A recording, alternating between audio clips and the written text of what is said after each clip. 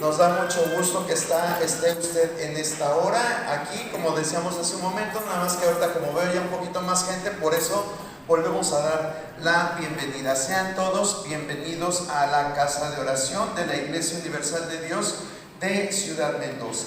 Bueno, y a lo mejor usted va a decir, bueno, ¿y ese pasaje? Bueno, si lo leemos con atención, sí tiene relación con lo que estamos celebrando hoy. Tiene mucha relación. Y bueno, en parte estoy tomando este pasaje porque a mis hermanos que vienen los días jueves les dije, vamos a ver algunas cosas importantes acerca de Jesucristo. Estamos viendo los días jueves un poquito acerca de la doctrina de nuestro Señor Jesucristo. Es un tema muy amplio y que pues nos está llevando ya varios jueves a hablar de esto. Hoy vamos a hablar de una doctrina muy importante que no porque yo la vaya en esta hora a tratar de exponer, sino porque es importante, porque como les decía hace un momento, tenemos que entender cuál fue el propósito que Jesús tuvo, más bien dicho que la Trinidad tuvo al enviar a Jesucristo a nacer a esta tierra. Es muy importante. El detalle es que a veces son cosas bien profundas que nuestra mente finita no alcanza a comprender. Hay tres doctrinas muy importantes en el origen de Jesucristo en esta tierra.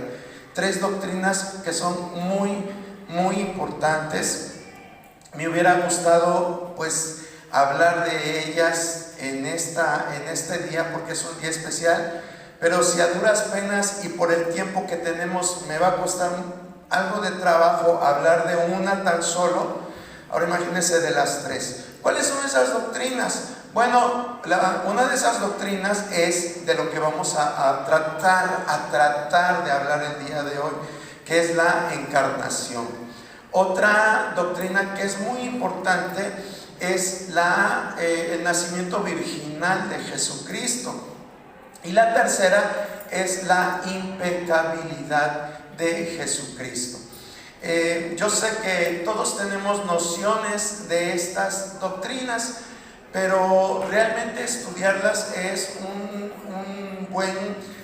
una buena inversión de tiempo, una buena quemada de algunas neuronas. Bueno, me refiero a aquellos que como yo, pues nos cuesta trabajo a veces entender las cosas, pero son importantes, son básicas que las entendamos. ¿Por qué? Al menos en la doctrina que hoy vamos a tratar de ver, todos sabemos, como lo leímos, que Dios se hizo carne. Nadie lo pone a discusión. El problema es de qué forma lo entendemos. Ese es el detalle. Y para hacer un poquito de historia, déjeme decirle que al principio muchos seguidores de Jesucristo no lo entendían. No entendían acerca de cómo es la forma en que Dios se hizo carne. No lograban comprender. Y esto llevó a que en algunos grupos pues especularan acerca de esto. ¿Cómo era posible este suceso? ¿Cómo es posible que Dios viniera a hacerse hombre? Lo trataban de explicar, pero el problema es que las explicaciones que daban pues no concordaban con lo que la palabra de Dios enseña. Y ese era el problema. A este tipo de comportamiento se les llamaba herejías. Hoy hemos oído hablar acerca de esta palabra y nos referimos a algunas circunstancias que suceden en nuestro entorno, que en realidad a veces ni son herejías, simplemente es una forma en que algunos cristianos tienen una perspectiva de las Escrituras. Por ejemplo, hoy nadie se pone de acuerdo acerca de la venida de Cristo. Algunos creen en el milenio, otros no. Y bueno, no se dice que sean herejes los que no creen o que sean herejes los que creen. Simplemente son escuelas diferentes de interpretación. Hoy hay en muchos lugares y se habla acerca de la teología dispensacionalista. Otros dicen yo soy de teología de pactos. Y bueno, hay tantas formas a veces en que el ser humano puede interpretar las cosas. Pero el problema es cuando ese tipo de pensamientos diferentes a la norma pues llegaban a conjuntar un tipo de población y los dividían y se hacían sectas. Entonces la doctrina de la encarnación llegó a formar esto, al menos en los primeros siglos de la cristiandad. A mis hermanos que vienen los días jueves constantes, yo les dije, vamos a hablar acerca de esas herejías en Navidad. Y algunos de ellos estaban expectantes por esta enseñanza, pero la verdad no va a ser posible abordarlo de una forma no digamos profunda, pero al menos que se entienda. Pero lo que hoy quiero que se lleve en su mente es que aunque digamos es que estas herejías eran del tiempo antiguo, hoy todavía en algunos grupos todavía piensan que su forma de pensar de ellos es la forma en cómo explica la palabra la encarnación de Jesucristo. Bueno, por ejemplo, en los primeros siglos había un grupo, solamente le voy a mencionar porque ese no es el propósito, hablar acerca de estas herejías. Sin embargo, no quiero dejar con esa con esa falta a mi palabra que les di a mis hermanos que vienen constante los jueves, y nos va a servir porque esto nos tiene que dar hambre por estudiar la palabra. Es bonito leer la Biblia, pero también es bonito entenderla, y es a lo que nos manda Dios, que debemos de no tan solo leerla, sino comprenderla y ponerla por obra. Entonces, los discípulos en sus escritos del Nuevo Testamento, los apóstoles ya mostraban esa lucha que había contra este grupo de herejes. Ya mostraban esa lucha que había entre la sana doctrina, es decir, la doctrina bíblica, contra aquellos que se levantaban diciendo, no, es que así es como son las cosas. Y nosotros podemos ver al apóstol Pablo, podemos ver al apóstol Juan luchando a través de sus escritos con este tipo de personas. Por ejemplo, la más propagada de las herejías, y una que llegó a ser realmente una espina en la planta del pie de la iglesia cristiana, fue el docetismo. Y usted va a decir, ¿qué es el docetismo? Bueno, el docetismo era una forma de gnosticismo. Y usted va a decir, ¿y qué es el gnosticismo? Bueno, el gnosticismo era una forma de pensar, digamos una filosofía en la cual tenía tres pilares. Esta filosofía que derivaba de los pensadores griegos principalmente. Ellos fueron los que empezaron a hablar y postular en base a esta trilogía que formaba el centro del gnosticismo. ¿Cuál era esa trilogía? Decían los gnósticos que el conocimiento era algo oculto y que solo a ellos les estaba dado el conocimiento de la verdad. Y dentro de ese conocimiento de la verdad abarcaba situaciones como la salvación del alma, ¿sí? Lo del alma no crea que es bíblico o que surgió de la Biblia. Era algo que los antiguos filósofos griegos ya lo mencionaban, como Platón. Entonces estos gnósticos tenían ese primer punto de entender las cosas, que ellos eran como los iluminados para revelar cierto conocimiento. Y esto mantenía a la gente así como diciendo, ¡ay, son lo máximo en sabiduría! El segundo pilar era que decían que todo lo material es malo, todo lo que nosotros podemos ver es malo, y que solamente lo inmaterial es bueno. Y el tercer pilar del gnosticismo era que tenía que haber cierto sincretismo dentro del gnosticismo. ¿Y qué es el sincretismo? Bueno, el sincretismo era una forma de pensar que les permitía a ellos que si lo que yo estoy viendo de determinada creencia, de determinada religión o de determinada filosofía me parecía bien a los intereses del gnosticismo, yo lo tomaba y lo hacía parte de la creencia gnóstica, ¿sí?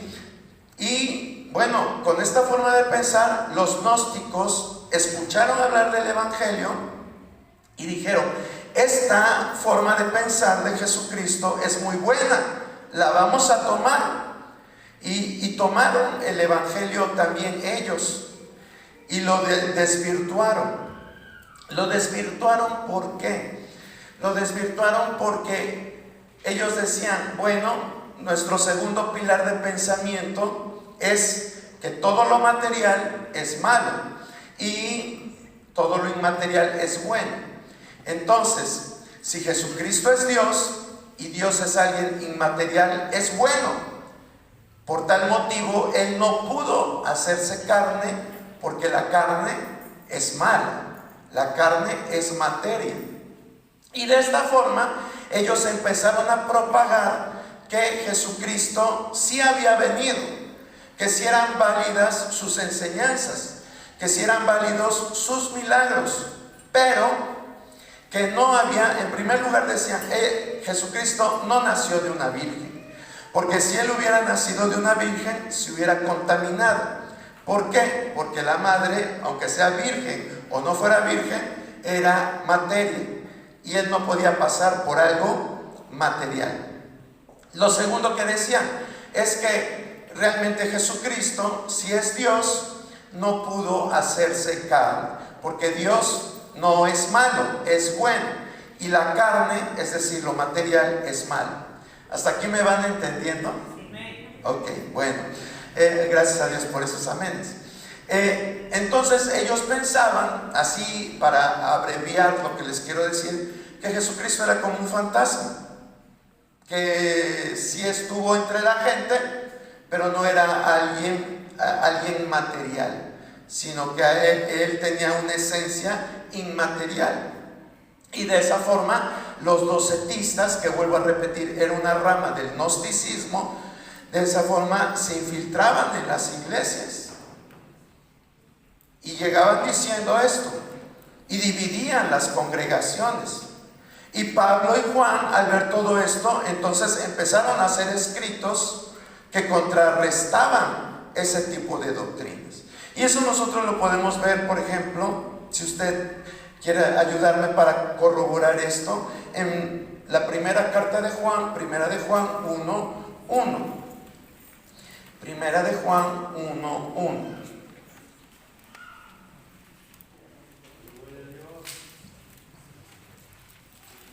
Era desde el principio lo que hemos oído, lo que hemos visto con nuestros ojos, lo que hemos contemplado y palparon nuestras manos, lo cual de albergo de vida. Gracias, hermana Liz. Ahí hay algo que, de acuerdo a lo que le estoy diciendo, ¿qué frase estaba contrarrestando lo que les estoy diciendo? Palpando, ¿verdad?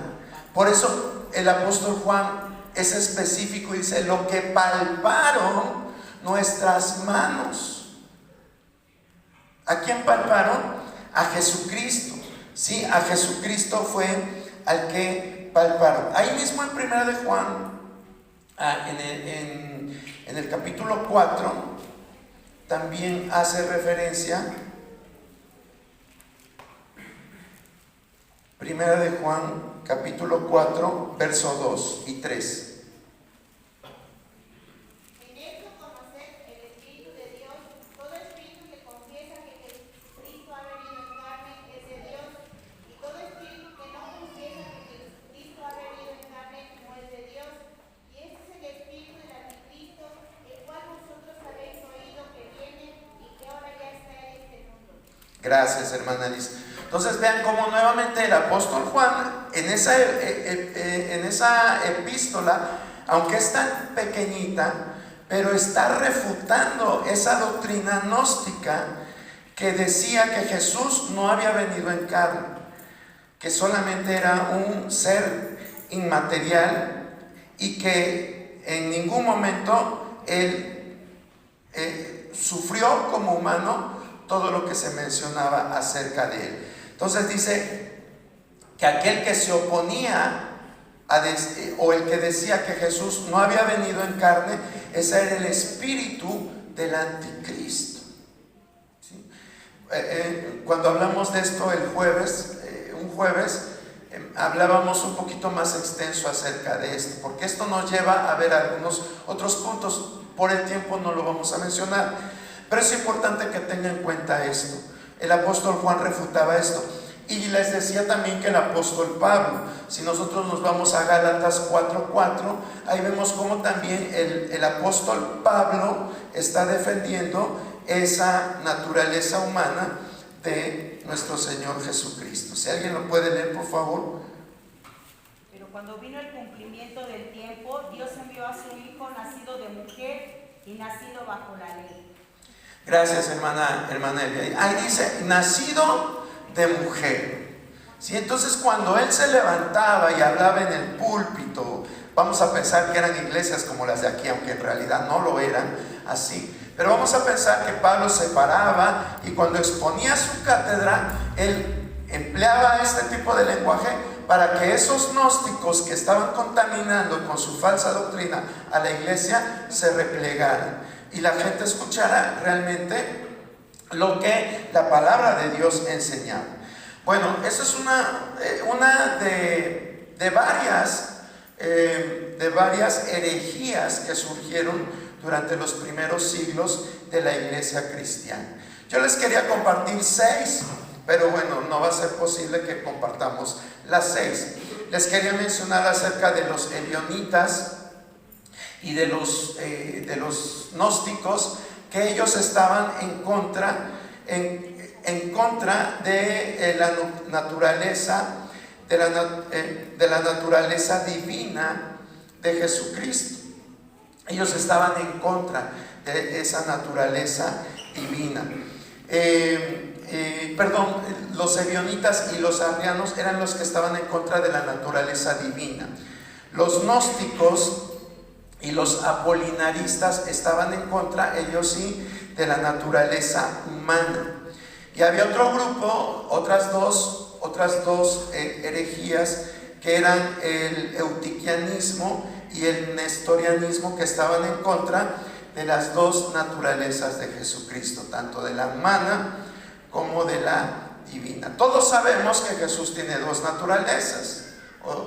¿Estamos de acuerdo o no? Y una sola persona. Dos naturalezas en una sola persona. Pero fíjese cuál es lo sorprendente, que aunque esas naturalezas coexisten en una sola persona, esas naturalezas no se mezclan. No se mezclan. ¿Sí? Y a lo mejor ahorita no podemos entender la trascendencia de esto. Pero por ejemplo, los eutiquianos, que estaban en contra de esta forma de pensar, ellos decían que en realidad la naturaleza divina absorbía a la naturaleza humana. ¿Por qué? Porque la naturaleza divina es más fuerte que la humana. Pero la realidad es que no. Algo similar pensaban los apolinaristas. ¿Sí? Y es que la verdad todos creemos que 2 más 1 es igual a 3. ¿verdad? Eso es lo que todos sabemos, matemáticamente hablando. Pero en Dios esas matemáticas, y principalmente en esto que tratamos de explicar, no es así. En las matemáticas de Dios, para explicar esto, es 2 más 1 es igual a 2. Y van a decir ustedes, qué tonterías estás diciendo. Pero así es. El problema es que generalmente cuando tratamos de unir las dos naturalezas, tanto la divina como la humana, algunos pensaban que se hacía una sola y daba por consecuencia lo que hoy nosotros decimos es un híbrido, ¿verdad? ¿Qué es un híbrido? Pues es la mezcla de dos partes iguales, vamos a decirlo así. Por ejemplo, a lo mejor no me doy a explicar, pero hay algún ejemplo que es, cuando estaba leyendo esto se me vino a la mente. Por ejemplo, hoy salen autos híbridos. ¿Y a qué se refiere con autos híbridos?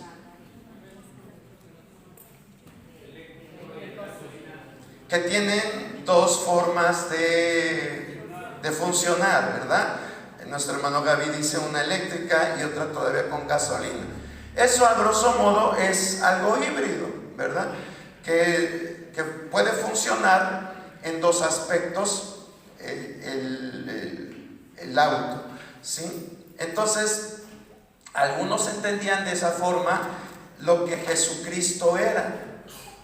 Pero vuelvo a repetir, la realidad es que Él no vino a mezclarse, sino que guardaba su independencia, su naturaleza humana de su naturaleza divina, y se unían en la persona de Jesucristo, en la persona de Jesucristo.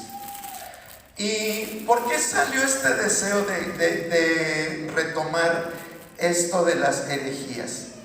Porque fíjese que hoy en nuestro tiempo, pues a lo mejor decimos, ya no existen los docetistas, y quizás no estemos diciendo la verdad. Hoy hay corrientes filosóficas como la nueva era, que tiene muchos de los postulados que tenían los gnósticos en aquel tiempo. Y la nueva era está retomando toda esa forma de pensar de aquellos tiempos. Quizás hoy ya no hay ebionitas, ya no te invitan a un grupo cristiano de los ebionitas, pero en aquel tiempo algunos historiadores y teólogos decían que esos ebionitas eran los judaizantes con los que Pablo pues tenía sus debates. Si a causa de estos judaizantes, él escribe la carta a los Gálatas y les dice: ¿cómo es posible, Gálatas, que después de lo que ya les he enseñado acerca de la gracia del Señor Jesucristo, quieran otra vez regresar a las prácticas de la ley? Los ebionitas tenían esto muy arraigado. Eran judíos que creían en la obra de Jesucristo, pero que no querían dejar las obras de la ley. Su postura doctrinal abarcaba muchas otras cosas. Ellos negaban la divinidad de Jesucristo. Ellos decían que solamente Jesucristo había sido un ser iluminado que había venido y que con sus enseñanzas había impactado al mundo, pero le quitaban todos sus méritos sobrenaturales. Y solamente ellos decían que en el bautismo de él hasta su crucifixión es que había estado el Espíritu de Dios en la vida de Jesucristo. Una vez que Jesucristo fue crucificado, el Espíritu de Dios le dijo bye bye a Jesucristo humano y dejó a Jesucristo solo ahí en la cruz, ¿sí? Vuelvo a repetir, esto abarca más, pero solamente les estoy mencionando para que ustedes entiendan que hoy también hay grupos judaizantes como los ebionitas de aquel tiempo y que jalan a mucha gente. De hecho, de aquí de la iglesia han jalado gente. Y bueno, están vigentes este tipo de herejías todavía, hermanos. Están vigentes. Los arrianos. ¿Saben ustedes quiénes son los arrianos del siglo XXI? los testigos de Jehová. Ellos también negaban la divinidad de Jesucristo. Ellos decían que Jesucristo era un ser celestial, pero creado. Que era un ser celestial, pero creado. Que era un tipo de Dios menor al Padre y diferente en sustancia de lo que era el Padre. Y bueno, ya ustedes mismos dijeron quiénes son los arrianos del siglo XXI. Entonces, si se dan cuenta, aunque esto es historia y sucedió hace siglos, pero la forma de pensar de algunos cristianos pues todavía prevalece con este tipo de problemas para entender la encarnación de nuestro Señor Jesucristo. Si yo le preguntara y le dijera que en esta hora yo afirmo que María es la Madre de Dios, ¿usted qué me dijera?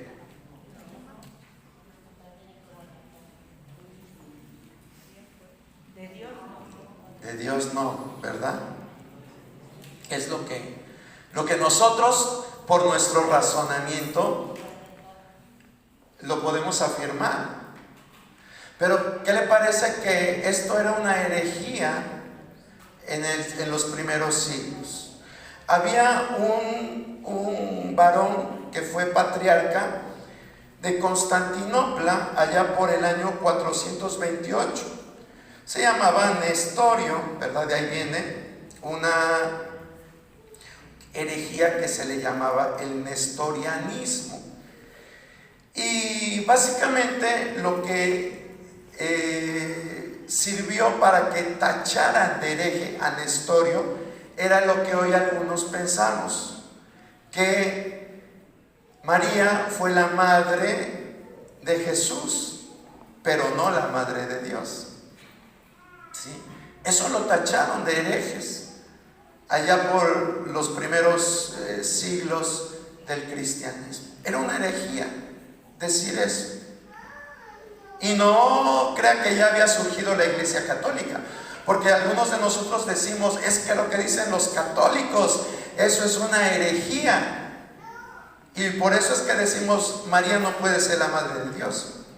Pero si consideramos que la naturaleza de Dios se vino a unir con la de Jesús hombre, ¿en qué momento se dio esa unión?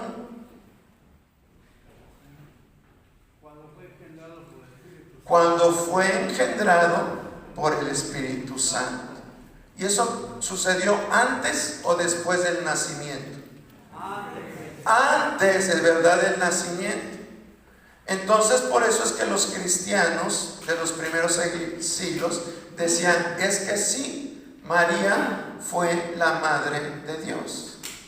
Y bueno, aquí valdría la pena aclarar qué es la maternidad. ¿Sí?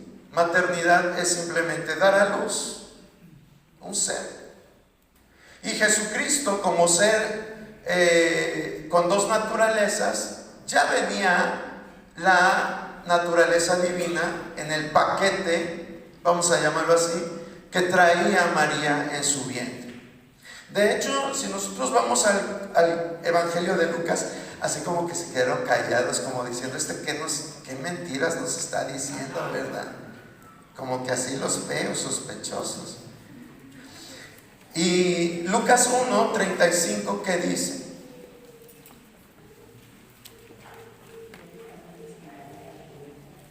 Respondiendo el ángel le dijo, el Espíritu Santo vendrá sobre ti, y el poder del Altísimo te cubrirá con su sombra, por lo cual también el santo ser que nacerá será llamado Hijo de Dios. Gracias, hermana Elizabeth. Fíjese que aquí, cuando nos vamos a los manuscritos más antiguos, no le digo a los originales porque ya sabemos que del Nuevo Testamento no hay escritos originales, pero en los más antiguos no dice santo ser, sino dice el santo. Ser no está incluido dentro de la traducción que tenemos en nuestras Biblias. Quiere decir que lo que estaba en el vientre de María era Dios mismo, el Santo. Por eso es que los cristianos de aquel tiempo podían decir que María era la madre de Jesucristo. Se tuvieron que hacer muchos concilios, hermano. Hoy usted vaya a un libro de teología histórica, de teología sistemática, y ahí se va a dar cuenta de lo que yo le estoy diciendo. Yo no lo inventé, yo no lo pensé, mi capacidad no da para tanto. Pero lo cierto es que hombres que les gusta mucho estudiar, y al ver la forma de pensar de los primeros cristianos, dedujeron esto. Y si usted a lo mejor no tiene facilidad de acercarse a un libro de teología, vea los credos de la iglesia son muy importantes, porque esos credos resumen lo que la iglesia primitiva pensaba en aquel tiempo. De hecho, la teología patrística es muy importante para no desviarnos.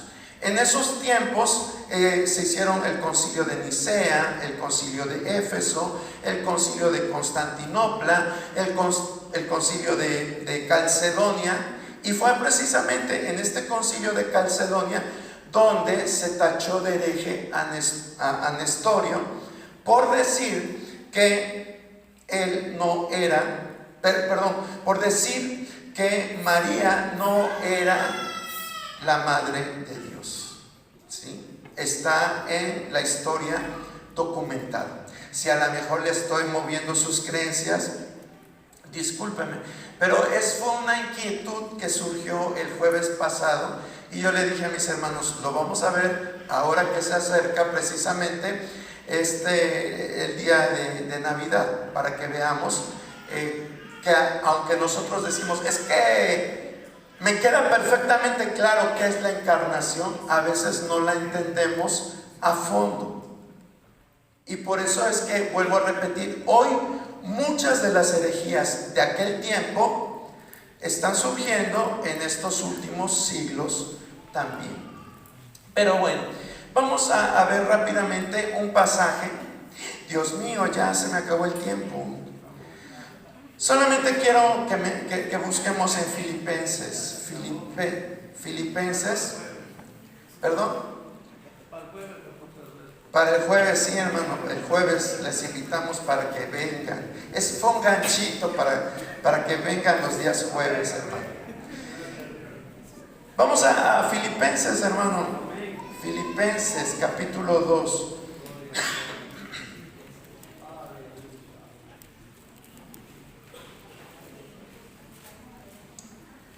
Gloria a Dios.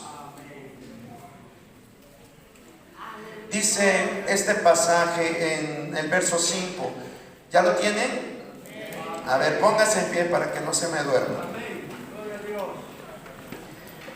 Vamos a leerlo todos juntos, del 5 en adelante. Haya pues este sentir que hubo también en Cristo Jesús, el cual, siendo en forma de Dios, no estimó el ser igual a Dios como cosa a que aferrarse, sino que se despojó a sí mismo, tomando forma de siervo, hecho semejante a los hombres.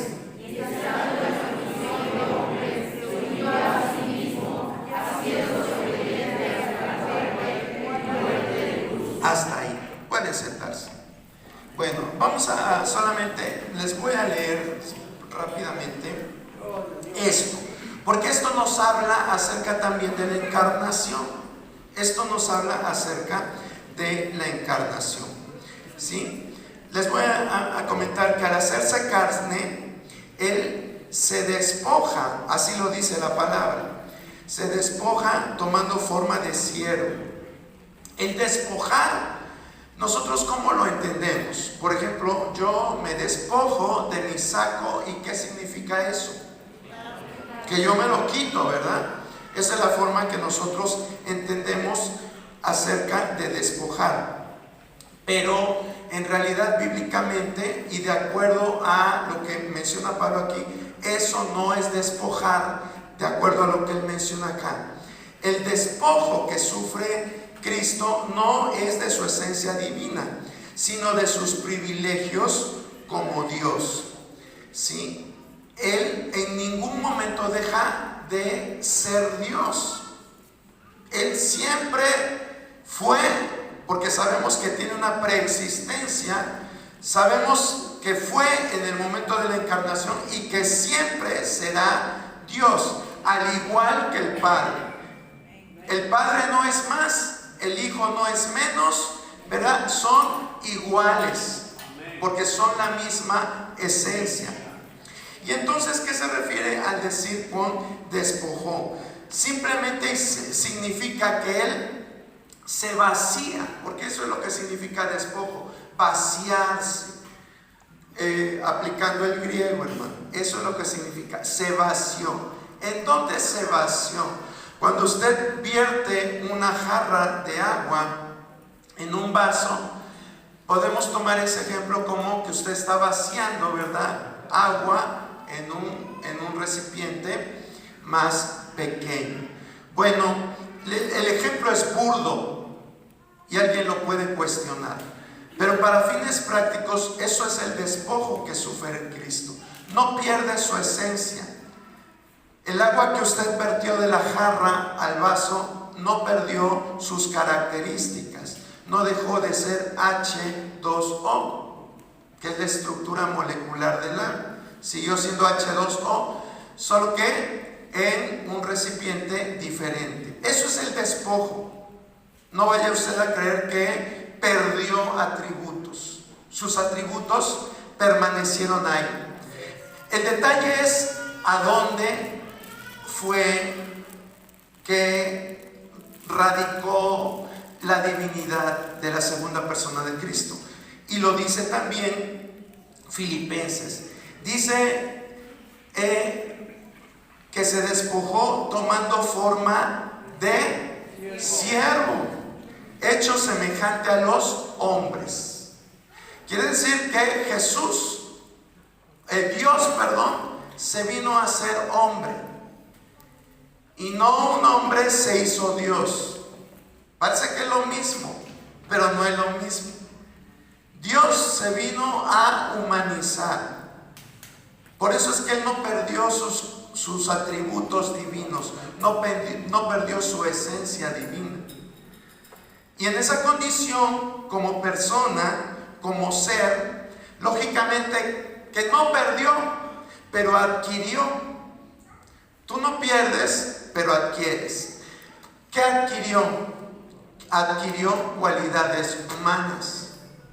Y eso podríamos decir que rebajó a Dios. Pero no pasó esto. Simplemente Él lo hizo con un propósito. A final de cuentas, para no abarcar tanto, Él vino con el propósito de redimir a la humanidad. Pero tuvo que sufrir todo este proceso.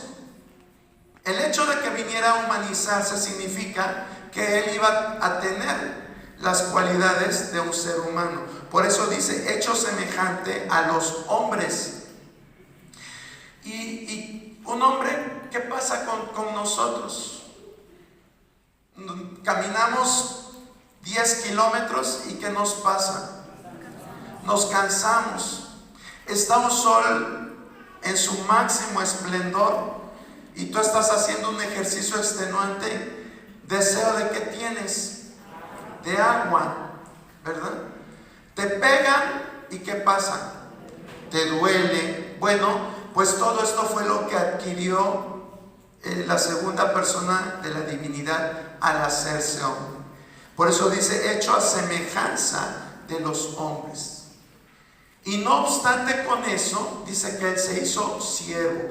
¿Qué implicaba hacerse siervo en aquel tiempo? Era la escala más baja de la sociedad. Eso era lo que era una persona sierva. Sí, un sirviente. ¿Qué dice 2 Corintios 8:9?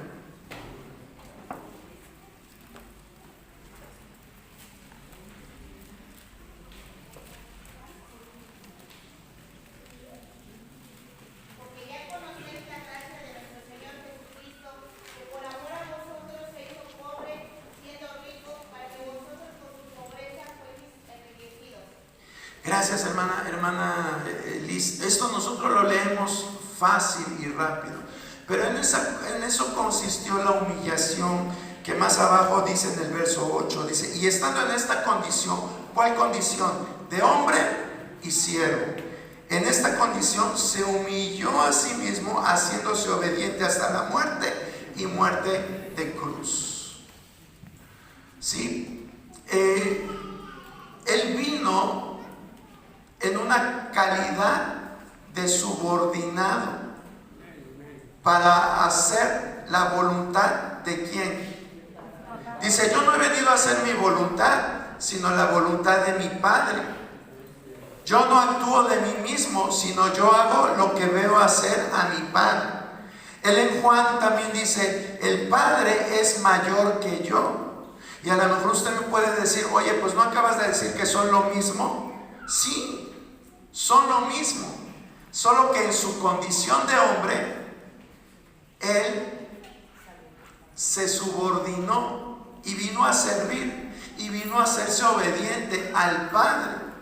Y la condición de hombre lo hizo que fuera en esa subordinación menor que el Padre, pero no en esencia. ¿Sí? Hasta aquí vamos. ¿Sí? Ya como que dicen: ya, despídete mejor. Les digo, es un tema muy bonito, pero muy extenso. Pero yo considero que es necesario que nosotros, hermanos, lo tomemos en cuenta. ¿Por qué? Porque le digo, todavía hay personas que, aunque creen que saben el misterio de la encarnación, pero no lo saben. Y yo no le digo que yo lo sé. Realmente es muy difícil de comprender. La suma que yo les decía ahorita, que para nosotros 2 más 1 es igual a 3, no aplica para las cosas divinas, es la realidad.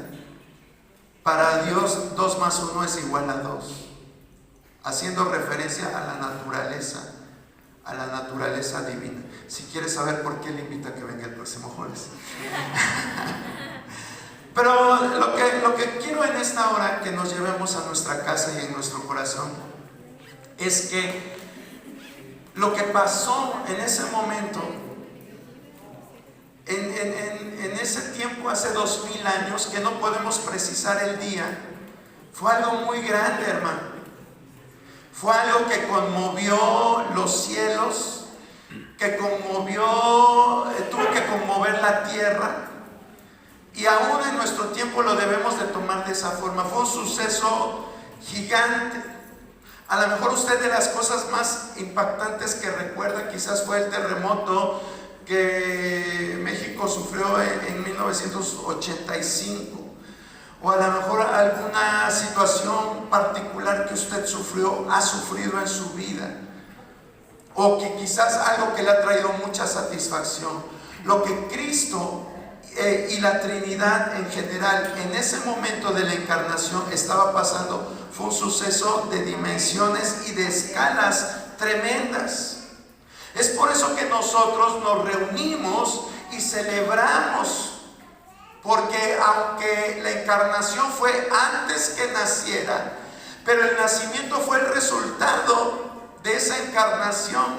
María estuvo gestando a ese ser santo, como nosotros leemos en Lucas 1:35. ¡Ay, lo tú! ¿No le parece a usted sorprendente que un Dios omnipotente, un Dios trascendente, un Dios que va más allá de nuestro pensamiento, un Dios que no lo podemos comprender, se haya venido a humillar para estar gestante en un vientre materno? Es realmente algo sorprendente, hermano.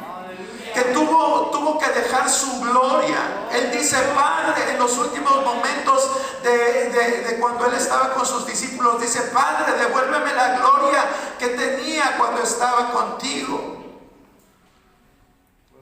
Jesús estaba diciéndole: Padre, estoy en esta condición, pero también yo sé que voy a estar como tú estás. Entre tanto, Él tuvo que venir venir a sufrir y padecer. Y no me refiero tanto, hermanos, no me refiero tanto al sufrimiento de la cruz, eso lo hablaremos en Semana Santa, sino al sufrimiento que como hombre tuvo que vivir. Yo digo, Señor, pero ¿por qué tenías que venir a nacer en un pesebre? Y a lo mejor dirían todos ustedes, pues porque así lo decía la profecía, que tenía que venir a Belén a nacer. Bueno, ok, para el cumplimiento de las profecías, pero ¿por qué? ¿Por qué? Porque el nacimiento de Jesús trajo momentos de mucha tristeza. Herodes mandó a matar a todos los pequeños con tal de acabar con Jesucristo, y Jesús tuvo que salir huyendo por su madre y su padre tuvieron que salir a Egipto. ¿Por qué todo eso? ¿Por qué tenía que andar como nómada en su ministerio? ¿Por qué tuvo que sufrir todo eso? ¿Qué necesidad tenía? Hoy usted y yo caminamos distancias y nos cansamos, y a lo mejor traemos nuestra botellita de agua. Jesús se tenía que sentar al pozo y esperar que el agua saliera, no saliera por arte de magia, pero tenía que esperar su turno porque tenía sed. En el relato de la samaritana dice que él estaba cansado del camino. Todo lo que sufrió, hermano, en su humanidad, todo por nosotros. Por eso es que hoy nosotros debemos de tener un espíritu de alegría, un espíritu de regocijo, porque Él pensó en nosotros. Él dijo, yo sé que en 2000 años va a haber un pueblo mío en Ciudad Mendoza que me va a alabar, que va a estar congregado para dar gracias porque yo nací, porque yo fui engendrado, y por eso vale la pena todo esto. Por eso es que debe de ser motivo de regocijo la Navidad, celebrar esa encarnación. Como le decía hace unos momentos, hay mucha gente que dice, es que la Navidad, ¿dónde dice la Biblia que se tiene que celebrar la Navidad? Y en verdad, en la Biblia no dice que celebremos la Navidad. Tampoco dice la Biblia que no, como iglesia tenemos que sentarnos en bancas. Tampoco la Biblia dice que el predicador tiene que usar un micrófono. Tampoco dice la Biblia que el predicador tiene que usar traje o saco. Y hay muchas cosas que no están en la Biblia, pero las hacemos como cristianos. Entonces eso que dicen, ese argumento que dicen que no está en la Biblia, no debemos de tomarlo como una hipótesis de algo cierto al 100%. Dicen, es que es una práctica pagana, porque antes los romanos celebraban el día del dios Sol, el 25 de diciembre. Quiero decirle algo, ¿sabía usted que antes de que se legalizara la Navidad, en el 315 después de Cristo, ya se celebraba la Navidad? ¿Sí lo sabía? Cuando le quieran meter a ustedes esa idea de que no, que las Saturnalias de los romanos es lo que ahora se celebra como la Navidad y es una fiesta pagana, y que el 25 es el día del sol invicto, que era uno de los principales dioses romanos, eso no tiene nada que ver con la Navidad, hermano. Que concuerden es otra cosa. Pero ¿saben cuándo se data la historia que ya se celebraba la Navidad? Desde el 220 después de Cristo. 220 después de Cristo. Fue a través de uno de los cristianos sobresalientes de aquel tiempo, Hipólito de Roma, si lo quiere usted anotar, Hipólito de Roma. Él era un escritor que hizo un comentario al libro de Daniel. Y en ese escrito que descubrieron de Hipólito de Roma, ahí dice muy claramente que la Navidad ya se celebraba en ese tiempo. Si se celebraba en el 220, ¿por qué entonces la gente de ahora dice que fue implantada hasta el 315 o 25? ¿Por qué? Porque no están documentados. Este Hipólito de Roma, él sacó una fecha aproximada. Le gustaba hacer mucho genealogías, a sus cronologías.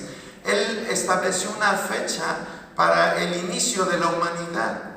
Y así como estableció una fecha para el inicio de la humanidad, él estableció que Jesucristo había sido concebido un 25 de diciembre. Fue mal interpretado esto de la concepción porque lo confundieron con el nacimiento. Y la historia lo agarró como que el 25 de diciembre era la fecha del nacimiento de nuestro Señor Jesucristo. Entonces los cristianos primitivos ya celebraban la Navidad desde el 220 después de Cristo. ¿Y saben por qué celebraban la Navidad? ¿Saben por qué era importante que celebraran la Navidad? Era importante que celebraran la Navidad. ¿Saben por qué? Por los gnósticos. Por los gnósticos. ¿Qué pensaban los gnósticos? A ver si me captaron.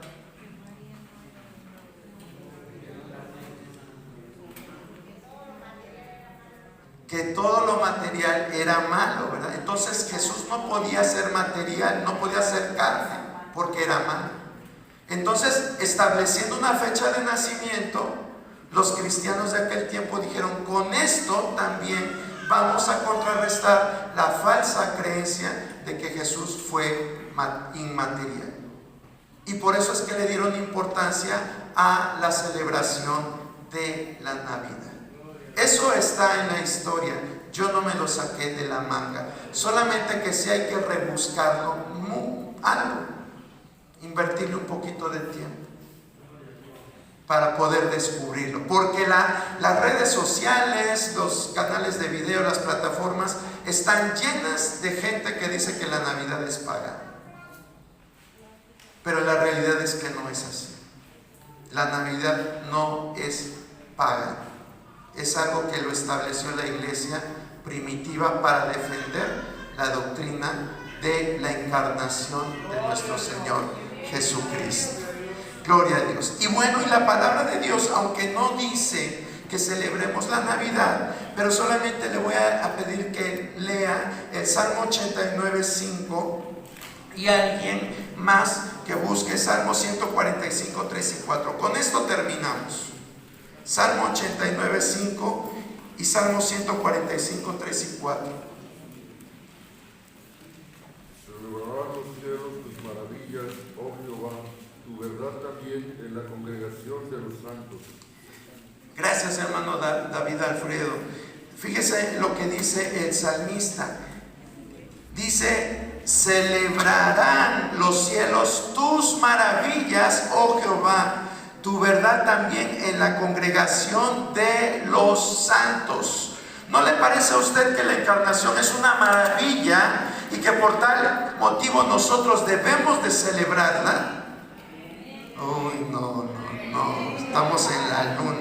Yo sé que ella quiere irse al recalentado, hermano, pero le pido que me tenga un poquito de paciencia. Y finalmente Salmo 145, verso 3 y 4.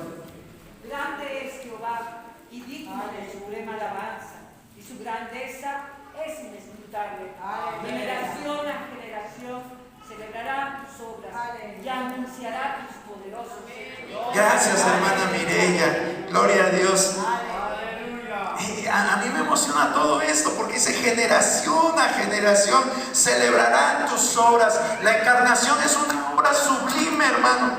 Es una obra colosal. ¿Saben cuándo es que nos da indiferencia el conocimiento?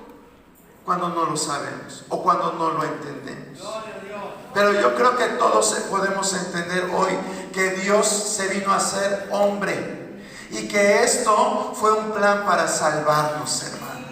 Dice la palabra: porque Él salvará a su pueblo de sus pecados. Gloria a Dios. Dice: generación a generación celebrarán tus obras y anunciarán tus poderosos hechos. Entonces, ¿por qué no vamos a celebrar ese poderoso acontecimiento que fue la encarnación de nuestro Señor Jesucristo? No dice celebren la Navidad, pero es un poderoso hecho, la verdad que Jesús nació en esta tierra y que ha nacido también en tu corazón. Yo le invito a que en esta hora glorifiquemos a Dios. La palabra de Dios dice aplaudan, Salmo 98. ¿Qué le parece si le damos un potente aplauso a nuestro Señor Jesucristo y le decimos gracias, Señor, gracias por nacer, gracias por venir, Señor, a humillarte, a despojarte, a hacerte hombre en forma de hombre? Agradézcale, hermano, agradézcale, dile gracias, Señor, gracias, Señor. Los ángeles se regocijaron cuando Él nació, los ángeles cantaron y alabaron y decían gloria a Dios en las alturas y en la tierra paz y buena voluntad para con los hombres. Gloria a Dios en las alturas, en la tierra paz y buena voluntad para con los hombres. Gloria a Dios en las alturas y en la tierra paz y buena voluntad para con los hombres. Gracias, Señor Dios. Alabamos, bendecimos tu nombre, Señor Dios.